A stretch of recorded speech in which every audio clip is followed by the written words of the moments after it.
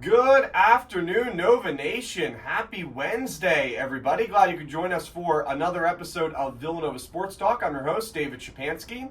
And today I'm going to be a solo show. We have a lot to get to today with, of course, football and the win over New Hampshire this past Saturday and homecoming weekend. Of course, we'll also preview this weekend's game against Hampton in Virginia. And, of course, a lot also happened this weekend with men's basketball with the charity scrimmage against Robert Morris. So we'll break all that down here over the next hour on WXVU. And as always, we'll start here with the poll questions. So there are 3 of them available on my Twitter or X at WXVU David S. The 3 poll questions. First one is, who is Villanova Football's best defensive player? The options: Brendan Bell, Shane Hartzell, Isis Waxter, or other. Please reply in the comments. Question number 2, will Villanova defeat Hampton this Saturday? Pretty simple, 2 choices here, yes or no. And then my third poll question is, who will be Villanova men's basketball's second leading scorer this season behind Eric Dixon? 4 options: Jameer Brickus, Wuga Poplar, Jordan Longino, or Enoch Bawachi. Those are the 4 options. Excited to hear what our Nova Nation and Villanova Sports Talk listeners think on those 3 topics, and I'll give my answers throughout the show, but also recap at the end of today's program around 12:55, 1 p.m. I'll open up the phone lines as I always do in just a little bit, so if you have any thoughts on Villanova football, Villanova men's or women's basketball, please feel free to call in and give your thoughts. But as always, I like to put out the poll questions as a way for people who maybe don't want to call in to still get involved in today's show. And happy early Halloween, everybody out there. Won't be hosting a show, obviously, on Halloween, but happy early Halloween, Halloween Eve, if you will. I was reading an article earlier about the top Halloween costumes, and one of them this year in the United States is a Chipotle burrito, which I thought was very interesting. That was on a CNN article, I believe. So it feels great, though. It does not feel like Halloween on campus today. I mean, the temperature, I think today and over the next few days is going to be very nice. In the 70s or 80s, so hope everybody enjoys it wherever you're listening from. And this weekend for homecoming, transitioning here into Villanova football, it was also a really nice weekend. Temperatures were in the mid-60s. There was a strong wind at times throughout the game, but I thought it was pretty comfortable, and it really felt like fall football weather. We don't necessarily have that today, with temperatures right now around 75 degrees and very sunny here on Villanova's campus. But it was really beautiful this weekend for homecoming weekend, and always great, of course, to welcome back the Nova Nation alumni back to campus, and especially to a stadium, Villanova Stadium, where Villanova has been excellent since 2022. They have now won 13 consecutive games at Villanova Stadium after their 14-6 win over the University of New Hampshire on Saturday. So let's break it down. I'll quickly first do a scoring summary in this game for those that did not listen or really follow the game on Saturday. We, of course, have coverage here on WXVU with our pregame coverage as well as our broadcast coverage of the game. So the scoring got started in the first quarter, late in the first quarter, with a Nick Mazie 21-yard field goal for the University of New Hampshire. That put the Wildcats from New Hampshire up 3-0. Then Villanova responded early on in the second quarter. Connor Watkins connected with Lucas Kopecki for a 25-yard touchdown. The drive was 10 plays, 81 yards, and Villanova took a 7-3 lead with the extra point over New Hampshire. And then, really, that was it for the scoring the rest of the first half. That was it for the scoring in the third quarter. And Villanova started off the fourth quarter on a positive note. Connor Watkins connected again with Devin Smith for a 19-yard touchdown. This drive went 9 plays, 99 yards. Yes, pretty much the full field for Villanova on this drive. And Devin Smith made a very nice catch in the left corner of the end zone, was able to keep both feet in. I had asked him about that play at the press conference the other day, and he said, he was just trying to get a quick step on the defender and was trying to give Connor Watkins space to throw the football, and he threw a beautifully thrown football. And I'm kind of summarizing what Devin said here, but I mean, it was truthful. I mean, Connor Watkins had some really nice throws in this game. He still was not super efficient. He ended the game for Villanova completing 7 of his 13 passes. Did have those 2 touchdowns on, pretty long throws, right? 19-yard pass to Smith, 25-yard connection to Lucas Kopecki. So I thought that Connor looked better in the deep game today. or I should say on Saturday. And then UNH scored a field goal within the last 61 seconds of this game. Nick Mazie, again, 40 yards, capped off an 11-play, 57-yard drive, and made the final score 14-6. So that's where the homecoming battle ended. Villanova wins the battle of the CAA Wildcats, and they improve to 6-2 overall, 3-1 in conference play before they head down to Hampton, Virginia, this upcoming Saturday. So some more stats. Like I said, I personally thought Connor Watkins looked better in this game in the deep passing game, which I think has been a criticism of his this year, has been the way that he's looked in throwing the football down the field. A lot of his passes this year have been, more of checkdowns, smaller passes, whether that's to Jalen Sanchez. Sometimes we've seen it to Jabril Mace, and then of course Devin Smith as well has been a big target for Watkins, more of that deep ball threat. But it was nice to see him connect with Devin Smith for that touchdown, but as well as connect to Lucas Kopecky. And talking a little bit about Kopecky, I mean, his yards and his attention has really stepped up over the past few games. He led Villanova in receptions and receiving yards with 4. He had a little over 40 receiving yards in the loss against Maine. And then this week he had that touchdown catch. That was his only catch in this game for Villanova, but he had 3 targets. And I mean, Kopecky seems to be getting more attention. And I think one of the major questions heading into this year was, how is Kopecky going to transition from men's lacrosse to football, right? It's not a very common transition. But Kopecky, having played football in high school at a pretty high level, had given him an advantage. And I think it was just a matter of time for him to kind of regain that form playing football. I mean, the speed is there, the athleticism is there. We knew that from him playing men's lacrosse over the past few years for Villanova. And I think you're really starting to see his, attention, his volume in terms of targets and receptions rise. And since, Jalen Sanchez and Devin Smith, you could both argue that they haven't really taken over the number 1 receiving spot, I think there is still kind of a competition, for that kind of second spot or third spot on the team. And Kopecky has done a really nice job at kind of solidifying himself as one of the main options, especially in a season where maybe you didn't think that was really possible, considering, just 1 year playing college football. That's all that's left in terms of football eligibility. Has been out of the game of football for a long time, but, has remained a really good athlete. So I thought it was nice to see Kopecky get, a touchdown, his second touchdown of the year, had that big touchdown against New Hampshire, and then also get some more targets. But Devin Smith was the best receiver on the field, period, the other day against New Hampshire. And that said a lot because Logan Tomlinson, who had, won a bunch of individual CAA awards heading into the season, he had a nice day, 4 receptions, 56 yards. Villanova's defense did a pretty good job at containing him from getting that big play. But Devin Smith had 3 receptions for 60 yards and had that touchdown for Villanova, which eventually was the game-winning touchdown in this game for the Wildcats. So Devin Smith had the best game, and it was nice to see him, get on the stat sheet and do so in a pretty big way for Villanova to deliver that game-winning touchdown. In terms of the rushing attack for Villanova, they didn't score a rushing touchdown in this game. It was only the second time this season that Villanova, in 9 games, has not scored a rushing touchdown. The other game was the win against Towson, 14-13, so a low-scoring battle there as well. But in this game for Villanova, David Abbott, 14 carries, 61 yards. Did not have a rushing touchdown. He averaged a little bit more than 4 yards per carry. So not what we're used to seeing out of David Abbott now in back-to-back weeks against Maine and New Hampshire, but I thought he was pretty solid in this game. Villanova really tried to establish, I think a passing attack in this game. I think they kind of made that something that they wanted to prioritize and work on because it struggled so much against Maine.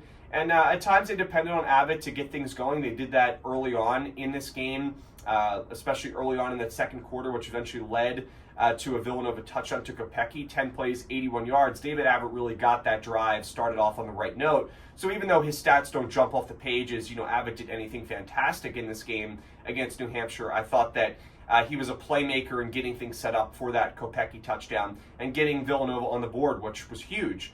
Jabril Mace, 3 carries, 35 yards. And then Isaiah Ragland was back. So it was nice to have Isaiah Ragland back on the field for Villanova. His, carries were limited as we expected, right? Coming back from an ankle injury, which is a big deal, especially for a running back. He missed 2 consecutive games, but, if you factor in how many weeks he missed, there was the bye week in between there. He didn't really play in the second half against LIU. So he pretty much missed a month of overall game action when you add up all those weeks. And it was nice to see him return at 27 yards in those 6 carries. And Coach Ferrante, stressed how important it was to have Isaiah Ragland, or Rags as they like to call him, back in this game for Villanova, and how much that changes the explosiveness of Villanova's offense. It adds another weapon to this rushing attack with David Abbott, who has been so good. But it's also key to remember that, right, David Abbott is still, a true freshman. Isaiah Ragland was a redshirt freshman last year, so now technically in his second year of football. So he adds a little bit more experience. His game is a little bit different. I think David Abbott, as we've seen and Coach Ferrante talked about in our preseason interview with Stephen Kane and I right here on Villanova Sports Talk, how Abbott is more of that tougher back, and not to say that Ragland is not tough, but Ragland is much more of kind of that speedy, explosive back, and Abbott can do that as well, but he's just, with his size, with his build, he's a little bit more tougher, especially on those third down situations. So even though they're both very speedy, they're both very explosive, they kind of hit two different aspects of the running game, which will help Villanova, especially as they play better competition down the road in CAA play. So having Ragland back was huge for this Villanova team, and I thought that Abbott did a pretty nice job on Saturday, even though his stats didn't necessarily jump off the page. As for New Hampshire, it was a really weird game for them. Rick Santos talked about in his post-game press conference on Monday that the CAA does, how heading into this game, New Hampshire was really banged up all around on their offense, but especially at the quarterback position. Their third-string quarterback, Barry Kleinpetter, started this game and was actually pretty decent. Kept New Hampshire in the game, 14 completions over 22 attempts for 125 yards. Did not have a touchdown or an interception in this game, but like I said, I thought he did a decent job at keeping them in the game. He used his legs at time to pick up yards. He had 19 carries, 19 scrambles for 65 yards. That was 65 gain yards. He had 42 overall net yards. And correction once again there on Abbott. Abbott had 14 carries for 59 yards, not 61. 61 was gained, had a loss of 2 yards. So Abbott had 59 net yards, and Kleinpetter had 42 net yards when it was all said and done, over 19 completions. So it was a third-string quarterback. Seth Morgan did not start in this game, who has been the starting quarterback for New Hampshire, has really kind of controlled this passing game despite some interception issues at times. So I was surprised to not see him out there. But in addition, their top running back, Isaac Seed, who really had the only type of success that this New Hampshire running offense has had this year, with around 400 yards, and this is pretty much the worst rushing attack in the CAA. They didn't have Seed in this game, so they went to their third-string running back most of the time. That's Miles Thomason, who had 20 carries for 79 yards. And, there were times, especially in the beginning of this game, where, he looked really good. Speak of, being explosive. Thomason did a really nice job in that department, especially early on in this game when New Hampshire was still trying to find their identity in this game and see how Kleinpetter was going to respond to Villanova's really good defense. Thomason did a nice job for New Hampshire. Towards the end of the game, I think kind of the stamina caught up to him, right? He hasn't had a high volume of carries this season. So I think that definitely played a part in it. And this, running back core is very young overall, and especially when you subtract Isaac Seed from that conversation. We don't know if there was an injury to Seed, or if he just didn't play. I would assume that there was some sort of an injury.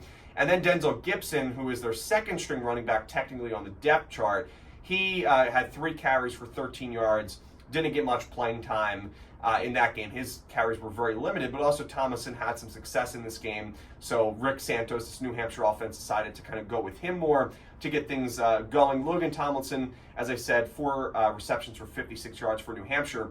But the big story in this game, we've talked about the offense for both teams, talked about how Connor Watkins had 2 passing touchdowns. The big story, without a doubt, is Villanova's defense. This defense was electric, as it has been for a lot of the season. I know last week Steve and I talked about how I thought that Villanova's defense definitely took a step down. If you look at their performance against Stony Brook, you look at their performance against Maine, but they really responded with a gutsy performance on Saturday against New Hampshire. They allowed just 6 points on 2 field goals. And, in addition to that, they had 2, not 1, but 2 fourth down goal line stops when New Hampshire was at the 1 or 2 yard line. It was just a really nice performance from this defense. And Shane Hartzell led the way, had a career-high 20 tackles, which, is absolutely insane when you really think about it. And Villanova's defense, their secondary did a really great job to control Tomlinson, as I said earlier, not let him get that big play. But also, New Hampshire has 3 really good wide receivers. Tomlinson, Burke, and Kokorin. And Villanova shut down really all three of them. I mean, Tomlinson had some success, 4 receptions, 56 yards, as I said, had a 25-yard catch as well in there. But Caleb Burke had just 2 receptions for 12 yards, and Joey Kokorin had just 1 catch for 2 yards. So, I mean, Villanova did a really nice job, and all 3 of these guys heading into the game were averaging around 10 yards per catch. And I thought Villanova's secondary did a fantastic job as well. The linebackers, of course, are really kind of the pillars of this offense, especially Shane Hartzell, Brendan Bell, and Hartzell. I mean, he just had a fantastic game, and that's why he was named the CAA Defensive Player of the Week on Monday, as well as the FCS National Defensive Player of the Week. So congratulations to Shane, and he really led this defense. But overall, I mean, I thought all aspects of this defense were tremendous. I thought the defensive line did a good job of getting pressure. I mean, especially considering, as Coach Ferrante also talked about in the post-game press conference, that they didn't know who was going to start in this game.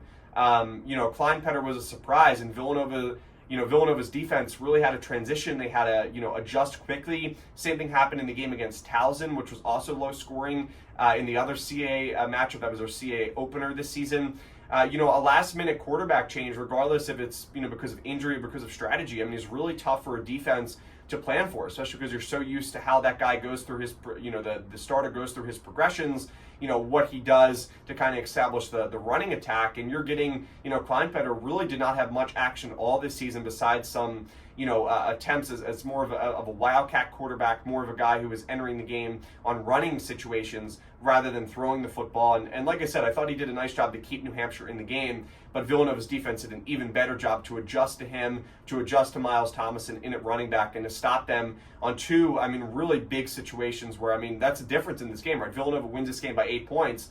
If they even allow one of those touchdowns, there's a good chance they go for 2 and probably make it and tie this game. So, really great stuff from this Villanova defense. 2 4th down stops right at the goal line, and just overall really nice job to control this New Hampshire offense throughout the entire game. So those are my thoughts. 14-6 win against New Hampshire. The defense was really good. The offense, I think, still is a work in progress, to be honest with you. I think, the hope is as you get healthier with Isaiah Ragland coming back, you gain a new dimension to the offense. But as well, I thought it was interesting that Coach Ferrante talked about on Saturday how Connor Watkins has been dealing with a little bit of an ankle issue. He injured his ankle about 3 weeks ago, as we talked about on Villanova Sports Talk. In that game against Stony Brook, went into the medical tent, didn't miss a snap in that game, and didn't miss a snap, of course, since then. But Watkins, I think it's something to be said. We were kind of guessing, Steve and I, that maybe he was dealing with a little bit of an injury, but Ferrante pretty much confirmed that the ankle is not at 100% for Watkins, and that, he's still getting back to his running game. And Connor, I thought, did a better job than what we have seen him over the past few weeks. 7 carries for 30 overall net yards. So he averaged about 4.3 yards per carry. So I thought Watkins looked better in that game, but still, New Hampshire had a really good defense. You still would like to see more from this offense, especially as you get ready to play Monmouth and Delaware, 2 powerhouses.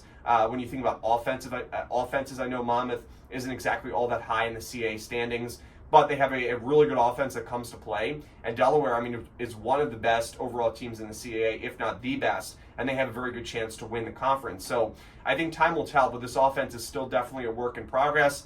Now that we're heading into week 10, is that a good thing? No, it's not.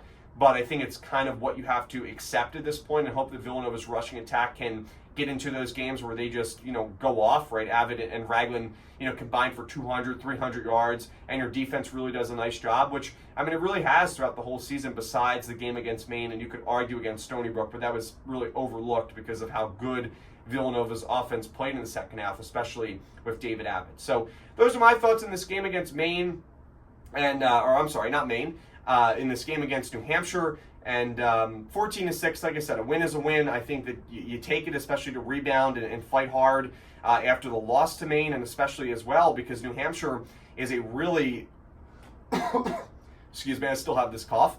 New Hampshire is a really good physical team, right? They're a tough team. They're physical. They always play Villanova really well when you look at the season statistics and overall program statistics. New Hampshire leads the all-time series 14-13 now after this win by Villanova on Saturday. So I think it shows that New Hampshire always gives Villanova their best game. They play tough physical defense, as Coach Ferrante said, and I think Villanova will definitely take this victory. It's not perfect, but for an offense that is still a work in progress, getting healthier with Watkins and Ragland, those are my thoughts on Villanova's 14-6 win over New Hampshire on Saturday. We'll take a quick break here on Villanova Sports Talk. When we come back, we will talk about Hampton and kind of preview that game. And then in the second half of today's program, we'll focus on some breaking news we have in terms of Villanova women's basketball. And we'll also talk about Villanova men's basketball, their scrimmage against Robert Morris on Sunday afternoon, and kind of get you set for this upcoming week of action. 3 basketball games next week. College basketball is back, everybody.